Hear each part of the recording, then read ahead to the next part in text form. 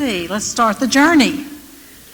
Oh, and this is my journey. So I have a house in Crested Butte, Colorado, and the very best thing about that house is the access to the walking trails and the biking trails. And Crested Butte has the nickname of the wildflower capital of America for a very good reason, and it's my great fortune to have access to those wildflowers. So that's my plug for Crested Butte. Now, before we begin, let's see if I can get this thing to work. And could we advance the slide, please?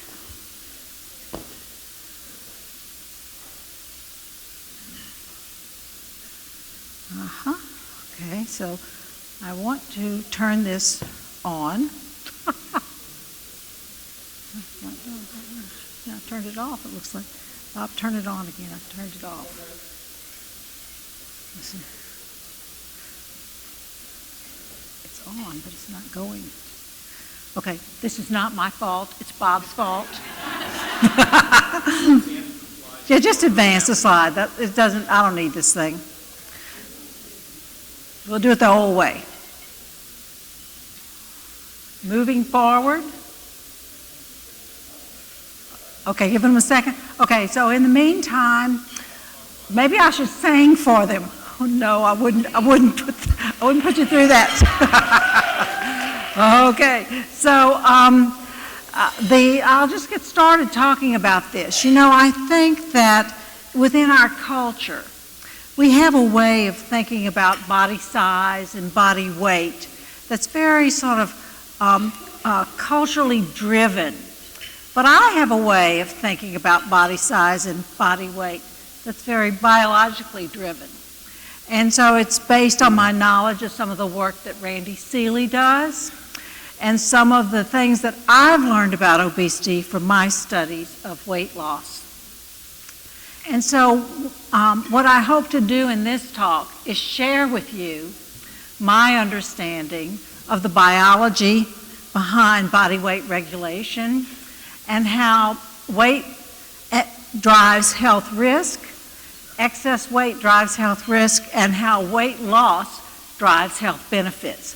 So before I begin, you need to know that I've worked for a number of companies, some of whom develop lifestyle interventions, others develop medications, others are trying to develop devices for weight management. And so that's my disclosure to you. So these are my objectives. I'd like you to walk out of here with an understanding of the factors that make you at risk for excess body weight, to be able to have some ability to describe the biology around body weight regulation and the factors that drive weight gain and also help resist weight loss, and when you are successful in losing weight, that drive weight regain. I'd also like you to be able to describe the relationship between weight loss and health improvement, and especially to understand that it may not be necessary to lose a lot of weight to get a lot of health benefit.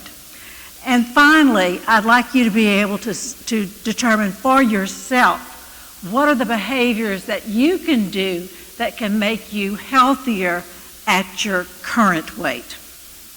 So, why do we even need to be talking about the science of obesity? Well, it's important because it really affects how we see ourselves and how we see others.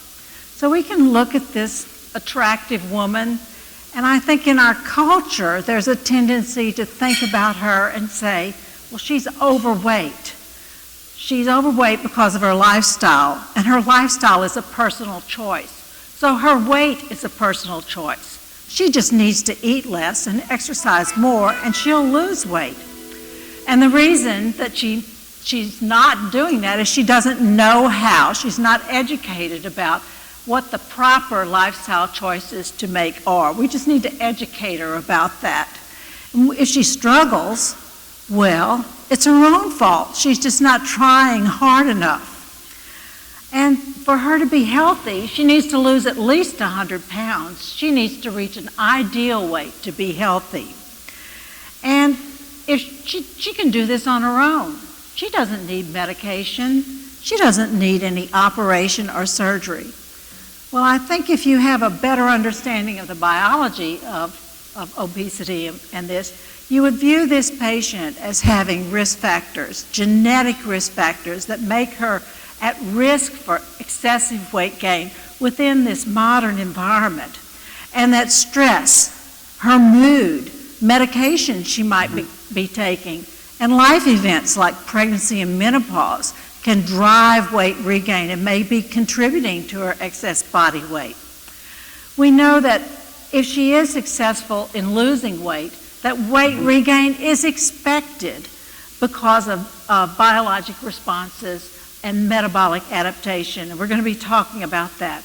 And we know that she doesn't need to reach some ideal of body size to be healthy.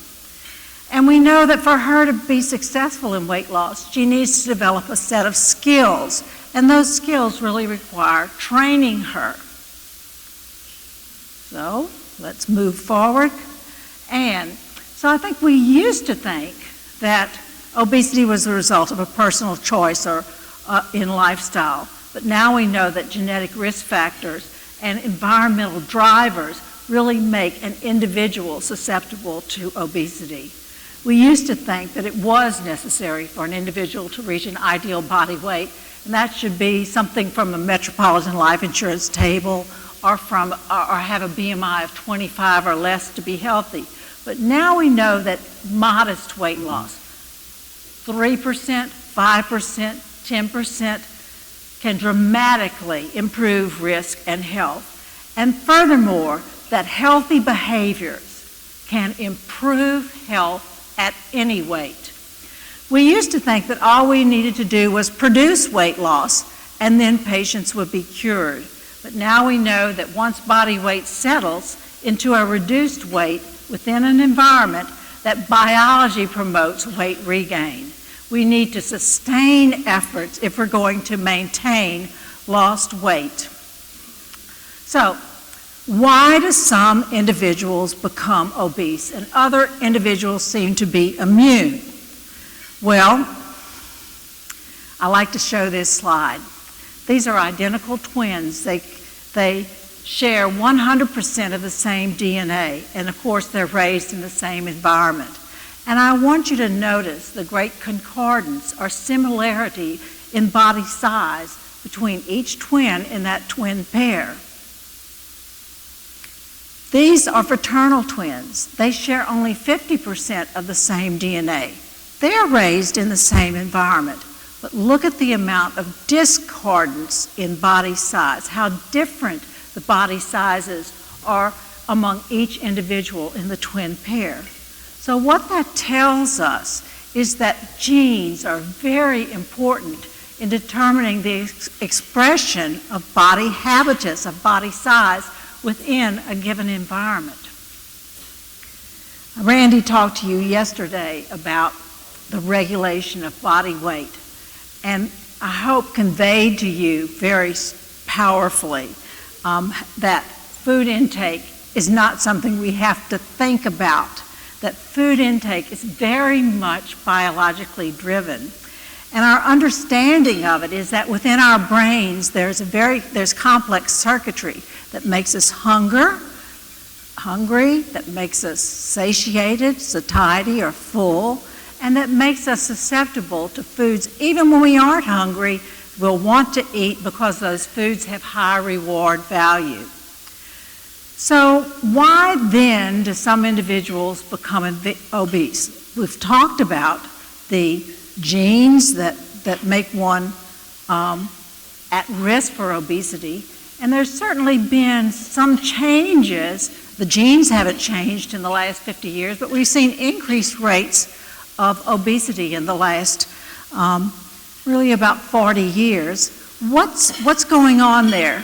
We're pretty sure there are environmental changes that are driving this, and the conventional wisdom would be that it would have to do with the food environment and the physical activity environment. So So the conventional wisdom is that it's ready availability of highly palatable, energy-dense food and a work and play environment that does not require a lot of physical activity for activities of daily living. But that there are other factors that may also be driving this. One of the things we're especially interested in is something called nutritional programming. So we think that early in life, during fetal development and in the first few years of childhood, there are influences that can determine the expression of our genes. So the environment in which we're conceived and grow in our mother's wombs and in our very early life can really program us for risk for chronic diseases later in life. There's also a great deal of interest in what's going on in the genes in the bacteria in our gut and how those can influence metabolism and increase risk for obesity. We know very well that stress and sleep deprivation are drivers of increased risk for obesity. And certainly, iatrogenic obesity, obesity produced by physicians like me who prescribe medications that are associated with weight gain, or other factors that can drive risk for obesity. Certainly common medications like insulin and sulfonylureas and TZDs used for diabetes management. Many of our medications used for depression, these medications are associated with weight gain and may be driving risk for obesity. And there's a long list of other factors that we think may be associated with increased risk for developing obesity. It's not just a matter of choosing a healthy lifestyle. So why then is weight regain so common after weight loss? Well, what happens when we lose weight is that metabolic adaptation kicks in. This is the body's response to starvation, and it produces a metabolic handicap. It's a reduction in energy expenditure that's disproportionate to the amount of weight that's lost. So let me illustrate that for you with this example. Here we have Mr. Smith. He weighs 220 pounds. Well, we know that to maintain Mr. Smith at basal levels in bed, it would take approximately 2,200 calories a day to maintain that body weight of 220 pounds. We have Mr. Jones, who weighs 20 pounds less, 200 pounds. And we know that it would take about 2,000 calories a day to maintain Mr. Jones at basal states. Well, Mr. Smith goes on a diet and he loses 20 pounds and now he weighs 200 pounds. Does he need 2,000 calories a day to maintain him at 200 pounds like Mr. Smith, Mr. Jones does? No, he's got a metabolic handicap. He only requires 1,830 calories a day. He's got about a 200 calorie deficit. So he weighs the same thing, Mr. Smith weighs the same thing as Mr. Jones, but he's got a handicap, a 200 calorie a day handicap because his metabolic rate has been reduced by weight reduction to this lower body weight. So Mr. Jones is not equal to Mr. Smith. This metabolic adaptation is variable. Everybody in this room would adapt differently. Some of you who lost 20 pounds would require 400 calories a day less than somebody who weighed the same amount of weight. Others might require only 100 calories a day less. But metabolic adaptation is one of the very strong drivers of weight regain after we're successful in weight loss. And the other thing that happens is that there are changes, disproportionate changes in signals around hunger and satiety and reward eating. So I know Dr. Seeley talked to you about leptin and the other biologic signals that regulate hunger, satiety, and ultimately body weight. Well, Mr. Smith, at 220 pounds, had hunger and satiety hormones working probably at about the same level as Mr. Jones, who weighs 200 pounds. His hunger and satiety hormones have equilibrated at that level. But when Mr. Smith loses 20 pounds and is now down to 200 pounds, his hunger hormones are at higher levels than Mr. Jones. His satiety hormones are at lower levels than Mr. Jones, and he's more sensitive to reward eating. So I think when we reduce body weight, there are these biologic drivers of weight regain. And it's not just about intention to maintain that lost weight. It's not just about willpower. It's about Mother Nature. It's about biology. So how much weight do you actually need to lose to be healthier?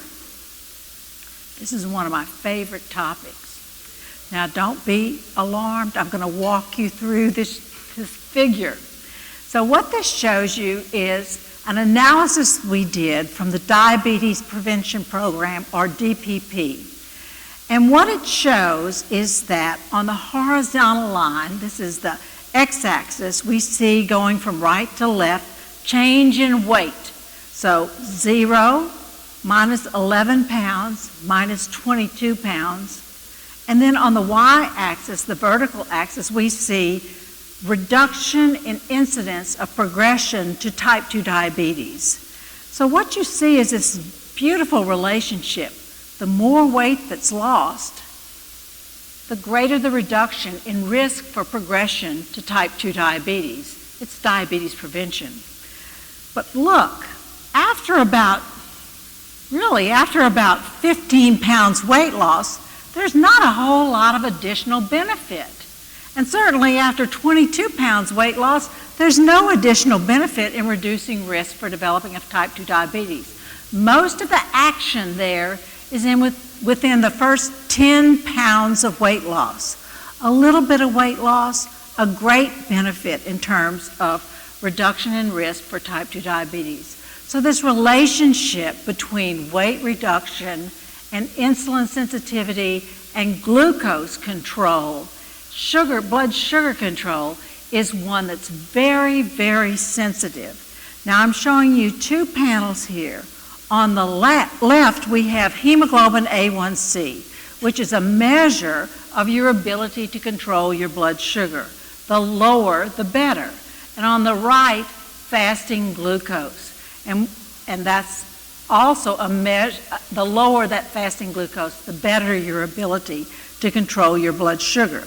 So what this is showing you is on that horizontal axis, the amount of weight loss. Stable weight, 2 to 5% weight loss, 5 to 10% weight loss, 10 to 15% weight loss, and more than 15% weight loss in each of these panels. So for both of these measures of ability to control one's blood sugar, diabetes control, we see this relationship. The more weight loss, the greater the benefit in terms of improving both of those indicators. But look at this. 2 to 5% weight loss, we're already seeing some benefit. A little bit of weight loss, pretty significant benefit. And that relationship, of course, more weight loss, the better. But even a little bit of weight loss produces a fairly dramatic benefit in glycemic control. These are looking at other risk factors. In the first panel on the left, we're looking at systolic and diastolic blood pressure. Again, that same relationship. More weight loss, greater benefit, but it really kicks in at about 5% weight loss. We're not talking about getting people to a normal, so-called normal body weight or an ideal body weight to get benefit. We're seeing this very early in weight loss. This middle panel is about triglycerides. This is a blood lipid measurement. And again, the same relationship. It's direct and linear. The more weight loss, the greater the benefit. But we're seeing benefits early on. And in the last panel, we're seeing two types of cholesterol. HDL, which is the good cholesterol, and that's going up. The only bad thing I have to tell you is the LDL story, and that's the black bars on that right panel. Low density lipoprotein, or LDL, the bad cholesterol, is not very sensitive to a little bit of weight loss. It takes about 20% weight loss to really get a big kick in your LDL. So the message, ladies and gentlemen, is if you want to lower your LDL, take a statin. This also shows the relationship between the amount of weight loss and improvement in quality of life. And what this shows is that with increasing weight loss, moving from left to right, we see greater improvement in the score for impact of weight on quality of life. More weight loss, greater improvement in quality of life. But even a little bit of weight loss gives improvement. So this relationship between weight loss and health benefit is one that can be seen not just in measures of blood sugar, blood lipids, blood pressure, but it's also been shown for measures of fatty liver disease, for liver inflammation, for something called NASH, for sleep apnea, and for how we feel and how we function, measures of urinary stress incontinence, measures of sexual function, and measures of quality of life. Now, for some of them, it takes a little bit more weight loss, about 10% weight loss, to really see improvements in sleep apnea scores and liver inflammation. But for many of these, sexual function, urinary stress incontinence, we start seeing benefits with just 5% weight loss. Oops, so let's move on. Okay, so I've told this story that a little bit of weight loss can really produce health benefits. Modest weight loss, major health benefits. But I always get the question, well, is this true for people who are very heavy as well as individuals who are just overweight and not very heavy? And the answer is going to be shown to you in this next slide, but I'm going to make you work for it. So here I'm showing you 3 different categories of BMI. And those BMIs are shown, BMI of 30 to 35. This is the lowest level of obesity, class 1 obesity, and that's in light yellow or chartreuse. The medium green, BMI 35 to 40, and BMI 40 and up in dark green. Let's look at the very first set of bars on the left, and this shows the percentage of weight loss. This is from a study of about 5,000 people in a study called Look Ahead. So it's a very big, very important study. And what it shows you is that the amount of weight loss is the first thing that's shown there. So this is average weight loss by those different BMI categories.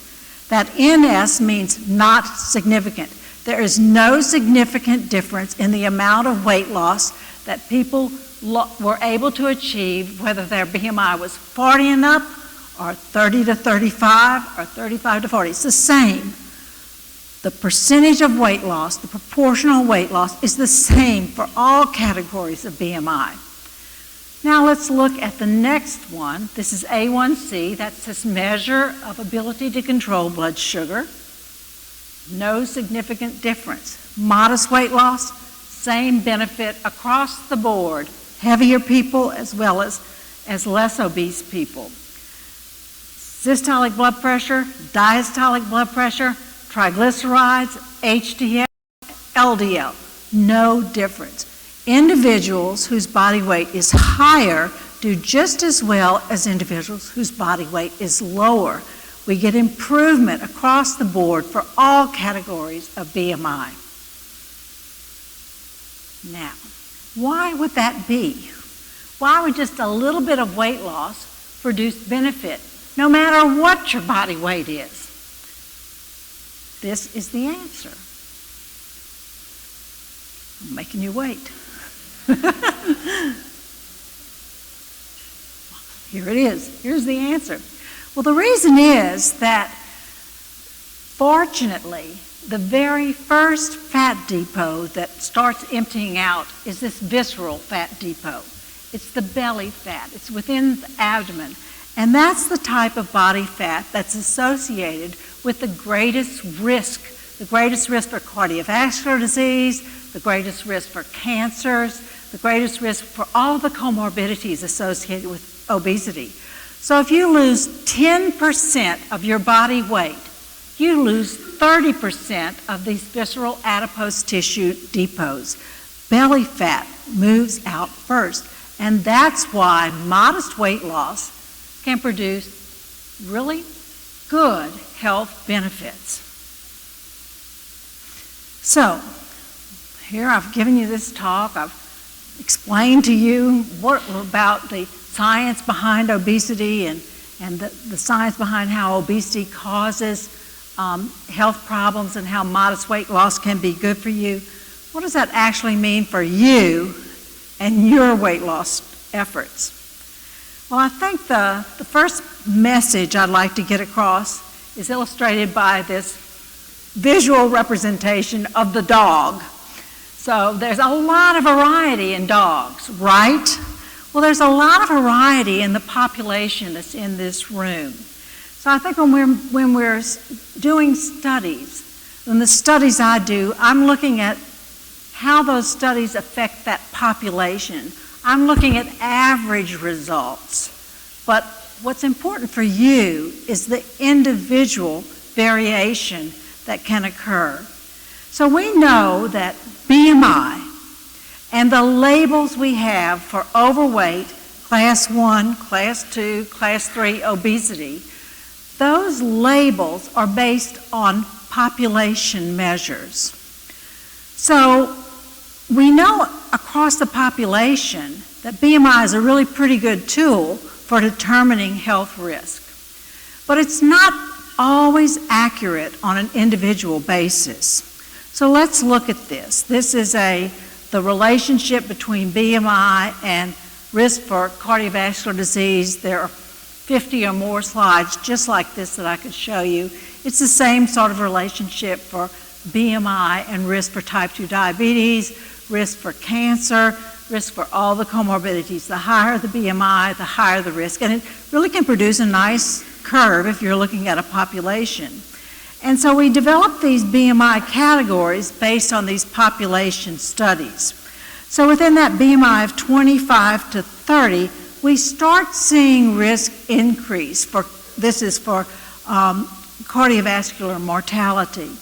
And then as BMI increases, the curve becomes steeper, the risk becomes more, and a BMI above 40 is very high risk. But within that, there's a lot of individual variation because it doesn't really do a very good job of discriminating the amount of visceral adipose tissue or the health risk that's associated with it. So every individual has their own healthy weight. It's not something that's accurately represented by BMI. BMI can be a first step screening measure, but beyond that, we need to look at your risk factor profiles, how you're feeling, and how you're functioning.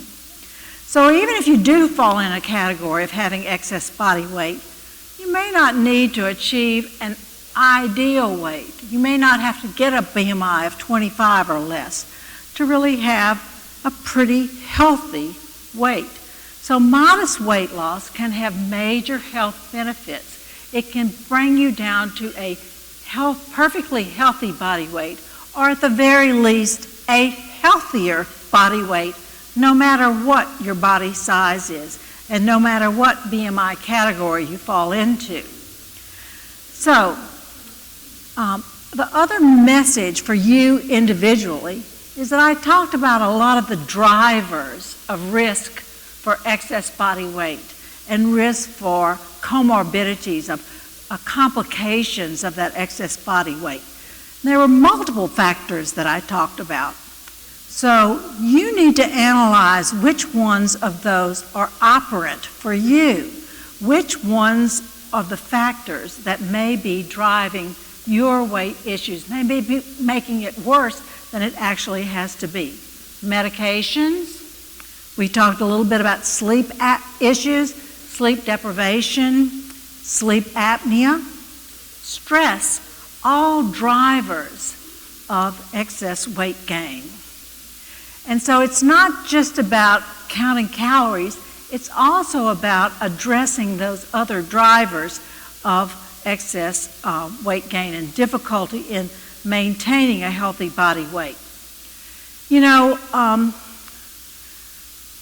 I think the other sort of individual recommendation that I have for you is to consider the difference between weight loss and weight loss maintenance.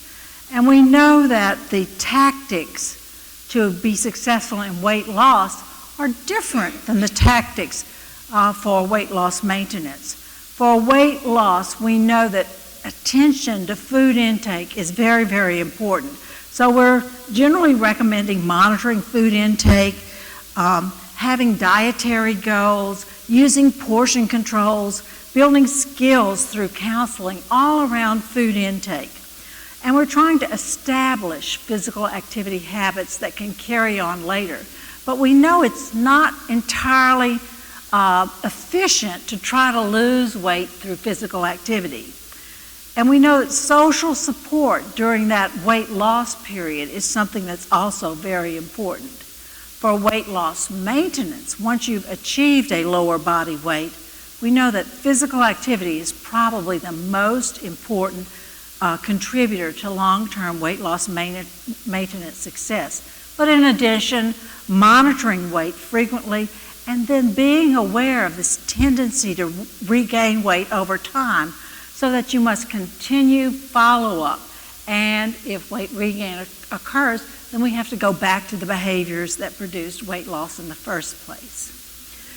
So, in choosing a treatment, another good way to individualize therapy is to recognize that all treatments carry at least some risk with them. So I think your health risk should really determine the treatment approach. So in all of medicine, we reserve high-risk interventions which are likely to be more effective for higher-risk individuals.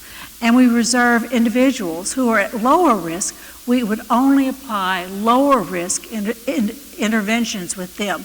And the same thing is true with weight loss. So you should choose your treatment approach based on your health status and the option for improving health.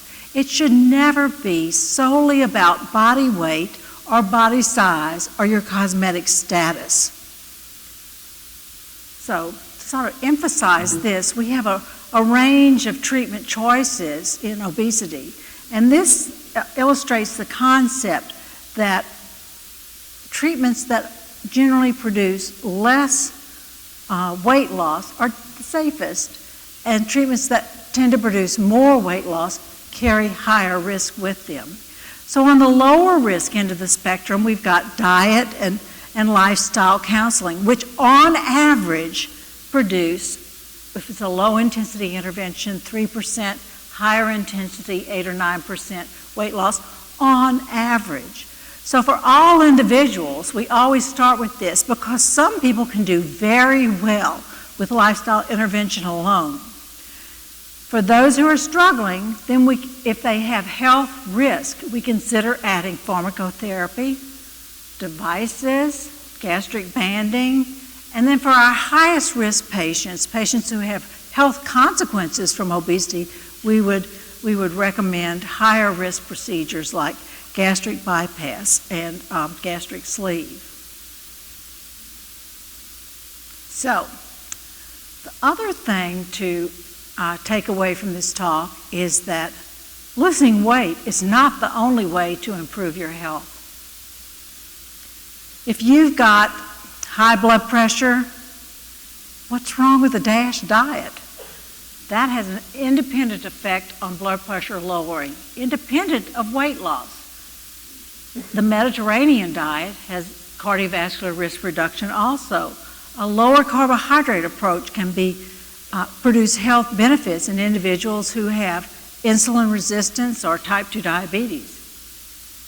You can improve your health without losing a pound by stopping smoking. Let's practice safe sex. That'll improve your health too. Also, wear your seatbelt. And I think the best message that I can give you is that at any rate, if you improve your fitness level, you can improve your health. Here's a study that illustrates that, I think, beautifully. So here I've got 3 categories of individual: lean, normal body weight, obese. So, and we're showing here the risk for death from heart disease. So, of course, as your body weight increases, there's a slight increase in risk for death from heart disease. So I'm showing you first in yellow, those who are fit. Now I'm showing you the unfit individuals. And what I want you to notice is that obese individuals who are aerobically fit have less risk of death from heart disease than lean individuals who are unfit. You can reduce your risk for cardiovascular disease at any weight by improving your fitness. Fitness is enormously important in terms of health risk, and you can improve it without losing a pound. And one more thing. So this is more from my journey that I take every day in Crested Butte when I do my walks up on the mountain. I think that, it's not really just about health and blood pressure and lipids and diabetes and the comorbidities we might have. I think one of the key things in terms of psychological health is to find your joy in connecting with others. So for me, it's the volunteer work I do with these camps with young girls and boys, and the benefit that I get from that, and the joy that I find from thinking about somebody besides myself. So losing weight and even becoming more physically fit is not the only way to improve your health. You can improve your psychological health by shifting the focus from yourself to others. That, I don't have any data to back that up with. That's just my own personal philosophy. And so that's what I had to say to you today. Thanks for bearing with me on this. I've allowed almost 10 minutes for questions and comments, and I'd love to hear back from you. Thank you very much.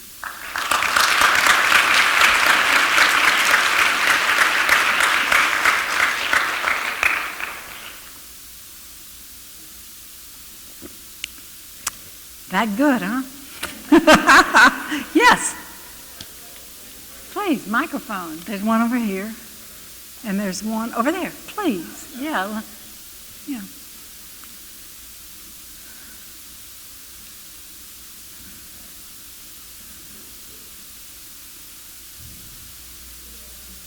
Good morning. Good morning. Working? Who are you and where are you from? My name is Wendy. I'm from New Jersey. Hi. Thank you for your time this morning. My question as you were speaking is I'm wondering, you talk about the benefit from a small drop in weight, and I'm wondering if that function resets at any point, if you lose some weight and then you stabilize, and then you lose more. Does it reset and then you get the greater function again, or does it go from your highest ever? Yeah, we know, if we know this, that what tends to happen over time is that there's initial weight loss is greatest at about 1 year, and then there tends to be a gradual increase in weight over time. And so the health benefits tend to degrade a bit if you regain weight. They will stay the same if your weight remains reduced. If you lose more weight, you'll get more health benefit. I'm always surprised at at how some of my patients who are quite overweight have perfectly normal glucose tolerance. So there's a great deal of variation in susceptibility to these comorbidities, whereas other individuals who are not very overweight have prediabetes or type 2 diabetes. So if those individuals are successful in losing weight, they will get the health benefit of improvements in glycemic control. If they lose enough weight, they may revert from type 2 diabetes to normal glycemia or pre-diabetes. And if they can sustain that weight loss, they'll usually sustain that health benefit. Thank you. Can you hear me? Oh. I can. Good morning. I had a question regarding... Tell me who you are first. Oh, I'm sorry. My name is Tracy. I'm from San Antonio. Good morning. Good morning. My question is regarding reward eating. That was something that you talked about. Yeah. I find that for me, after a good workout, or I know that I've lost some weight, it's like, I need some M&Ms. How do you, what have you done to turn your mind away from reward eating? Because that's still a problem for me. Yeah. Reward eating. So yeah, there are, you know what, we're now beginning to be able to study this. And the way we study it is with patients in a MRI or PET scanner, and we can look at the areas of the brain that are activated with exposure to what we call high reward value foods. So it's like pictures of M&Ms or hot fudge sundaes or, you know, pizza or something that people find difficult to resist, even if they're not hungry. And so the things that we know will trigger this are stress, emotional stress, hypoglycemia, even a little bit of hypoglycemia. You know, so so that's especially important when we're losing weight, to manage these diabetes medications so that we don't get a little hypoglycemia, which can really thwart our diets. So I think in terms of a practical answer to your question, I think you need the 100-calorie packets of M&Ms, sister. Yeah. Yeah. My name's Yvonne, and I'm here from San Antonio. I work for the Y, and we teach the diabetes prevention program. So my question was, when you were talking about the maintenance, so through the program they have that goal of 150 minutes of physical activity. So once they've lost that 7%, do we need to in turn around and hit them towards that higher goal of getting them? I think the evidence from the National Weight Control Registry would be that you need to be at about 45 minutes, 6 days a week for weight loss maintenance. The successful long-term weight loss reporters are doing that amount of physical activity. It's really a lot. Cardiovascular fitness, that 150 minutes a week is spot on. You know, it takes a lot less for the cardiovascular fitness, but I think we really need to be pushing it more if exercise is our main strategy for long-term weight loss maintenance. Yeah. Hi there, I'm Susan and I'm from Pennsylvania, and my question to you is, it's a little bit confusing as far as like how many calories should people be taking in when they're trying to either lose or to maintain, and how do you work that in as far as like the exercise? Because I know you put up some examples of like the 200-pound person and a 220-pound person, and it just seemed a little bit confusing, like what should your target calories be?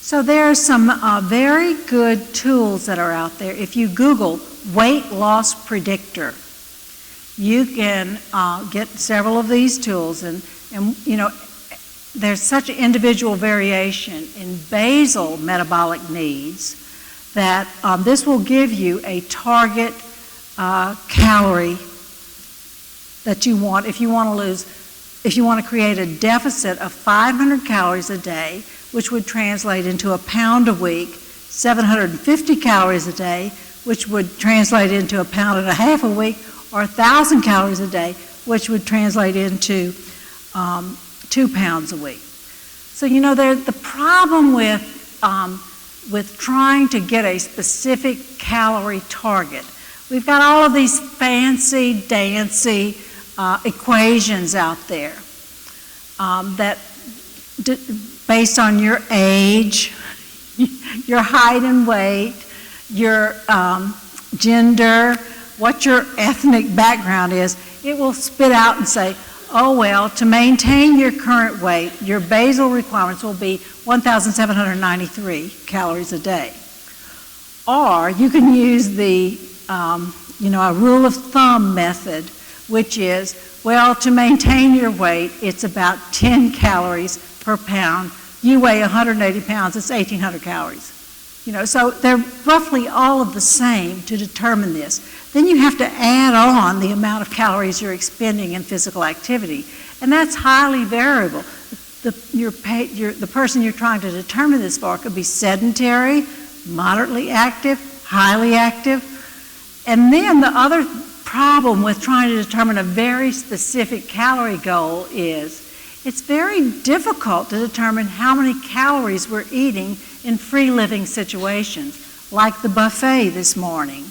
They were fortunate in that we got a nice sheet that said, oh, well, for every ounce of this, it's this many calories. But I still defy you to have the skill set to negotiate that and know exactly how many calories you're taking. So what we usually do for weight loss is we try to make it easy on people. We give them apps that they can use to try to calculate their calories as they move through the day. Or we'll use portion control. We'll say, okay, well, we want you to have these packaged entrees, a frozen entree, maybe a shake, because we know exactly how many calories are in that. So it's a challenge to be highly specific in a calorie recommendation. When we did the guidelines, we advised providers, doctors, RDs, we advised them, you can give a specific, you can use those formulas, you can use the rule of thumb, you can give a specific calorie recommendation for an individual. Or you can say, all women, you're going to get 1,200 calories. All men, you're going to get 1,500 calories. We gave two sort of targeted calorie goals. Or you can use at one of the diets that sort of naturally produces a calorie intake of about 1,400 calories a day. So if you use one of those highly restrictive diets that eliminate food groups, that's what you'll end up with. So like an Atkins approach or something like that. We can talk later. I can tell you and I are the only people interested in this in the room. Yeah, I'm sorry, yeah, one more. One more. That's all. I'll talk to you girls later. Sure. Thank you.